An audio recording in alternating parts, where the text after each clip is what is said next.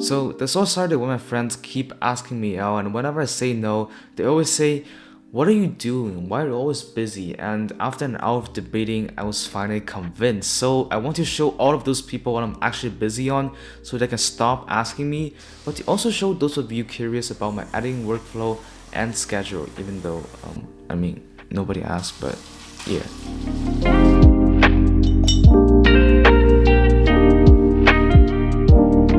Alright, welcome back, or I should say, welcome to a day in my life video because this is my first one and I'm just trying to try things out. And yeah, tell me if you like this style of content or not. It is Thanksgiving now here up in Canada and we don't have that much plans, and because we just came back from Algonquin Park, I have a lot of footage, a lot of photos and videos to edit. Oh yeah, hold on. Before we go, for time reference, it is now 8:55.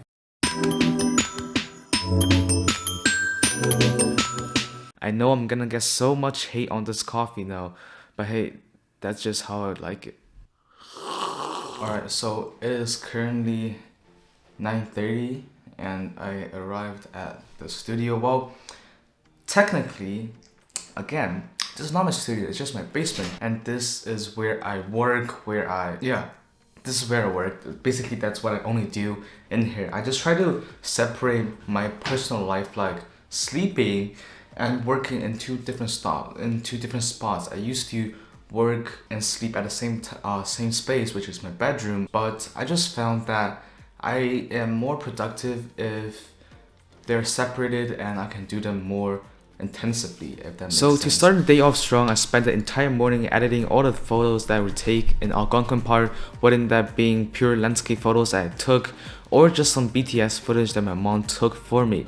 So my usual workflow for editing photos is I first apply the auto settings to get all the exposure right and maximize the dynamic range to see whether there's potential in the photo to be edited, and afterwards I'm gonna go to the color page where I do all the creative and fun stuff, which we're gonna talk about later on because most of the time I just use a preset. Lastly, I do some final touches to the photograph by tweaking the effects tab where I can draw more attention to the subject by raising the clarity, lowering vignetting, and all that.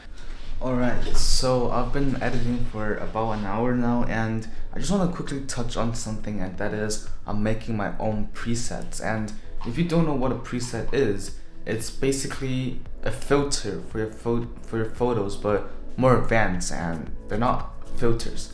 So let me show you. So for this photo of me holding my drone that I took in Algonquin Park, I just had to click on this earth cream, which is like my favorite preset out of all these. It's just like give you that really earthy color, like the mud and the grass, all that.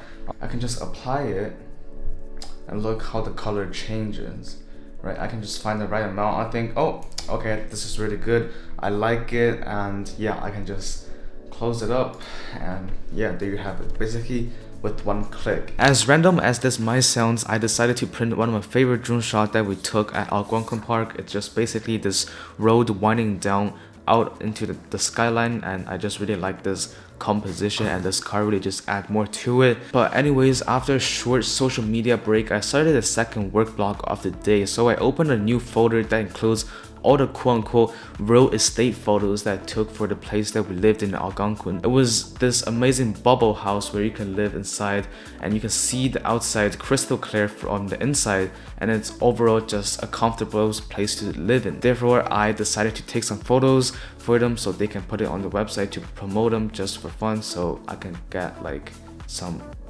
word of mouth, I guess. Essentially what I'm doing here is just merging them into HDR photos, which has some more detail in the highlights and the shadows. And if you have any questions about it or how to do it, I'm sure there's a ton of videos out there explaining better than me. But long story short, when I'm shooting, I just put the bracket settings on to be exposed at 3 different exposures so that I can just merge them into HDR. But yeah, you're gonna find more stuff. Alright, it's about 12:30 and I just finished editing pretty much all of my pics.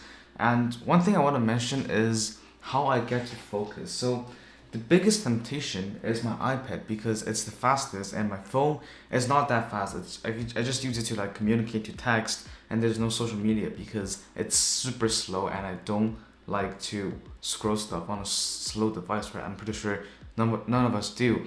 So basically what I do is I turn on airplane mode while I'm working so that I don't get distracted, and while I still take breaks in between, like I still go on social media, but I won't like get distracted by notifications when I am working. And also I just turn all these notifications off of social media, Instagram, Discord, Snapchat, all that. I don't have it turned on, and that just helped me focus a lot more than before, I'll say. So yeah.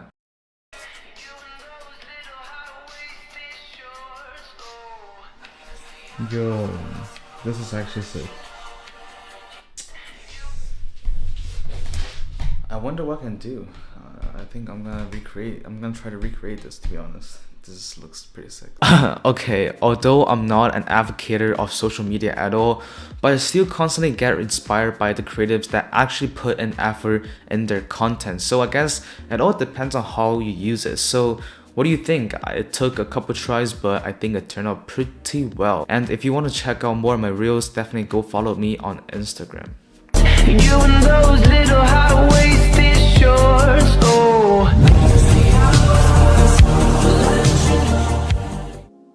Alright, that's about it for the morning, and it's time for lunch break. So today I had fried chicken and hash browns that my brother prepared for me. Well, technically, they're not fried. I'm pretty sure he just tossed them into the oven. But anyways, after lunch, I went back downstairs to kill some time and take a break by scrolling through YouTube until my 1 hour limit on YouTube each day pops up. And for the most part, I don't follow this time limitation thing, but with this reminder, you kind of feel more guilty to consume, and you just feel there's like some kind of people that's monitoring you watching YouTube, so you like let go onto YouTube less. So I guess that just helped me, and hopefully that can help you too.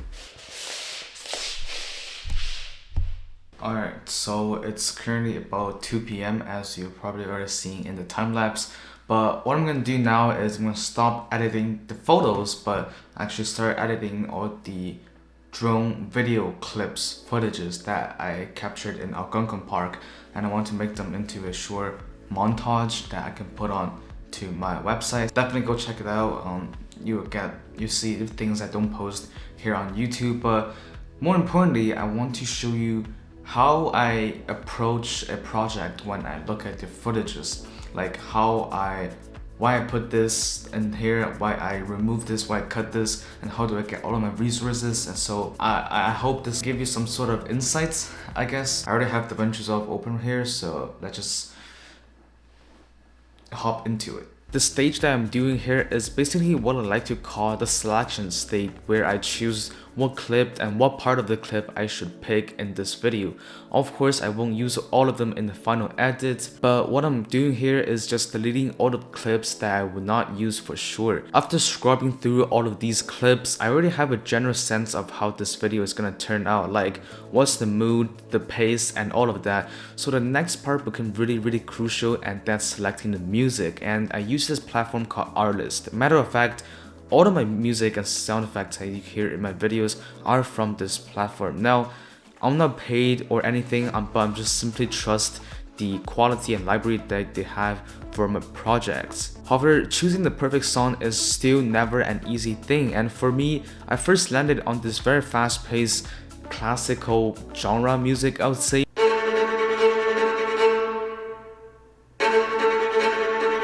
But later on I realized it's a bit too fast-paced, and it doesn't really fit the carefree and love mood I'm trying to go for this particular video. So I switched to this song, and that just nailed it.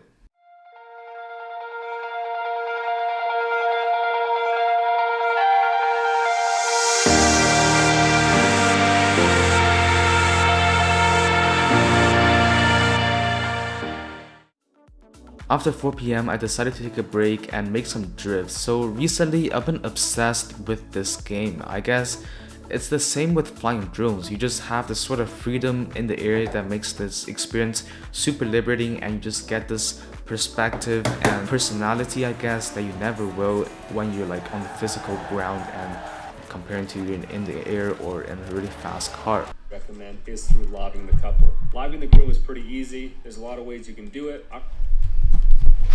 Don't ask why I'm watching videos about how to shoot weddings, because I want to learn new stuff and I also want to shoot weddings. So yeah, if you have any opportunities or if you know somebody that kind of have that need, you know. And since Parker was talking about gear, I remember that I was supposed to buy a new SD card for my Canon camera, and there's a new video coming up soon that's gonna talk about that, so make sure to subscribe and stay tuned.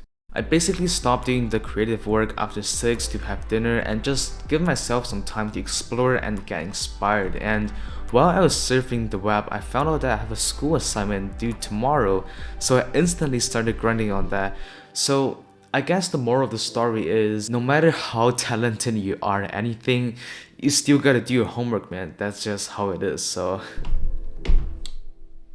alright, it's 10:40 as you guys can see, and yeah, it's been quite a successfully day, I would say. I've been quite productive, and yeah, this is just my typical day in the weekend. So tell me how you like this style of content. These videos were a lot easier to make compared to the ones that I made before. It's just really lifestyle based, almost like a vlog, but not almost, I guess. But yeah, all I have to do right now is get some sleep and also to get the energy to get tomorrow going. So see you guys in the next video. Goodbye.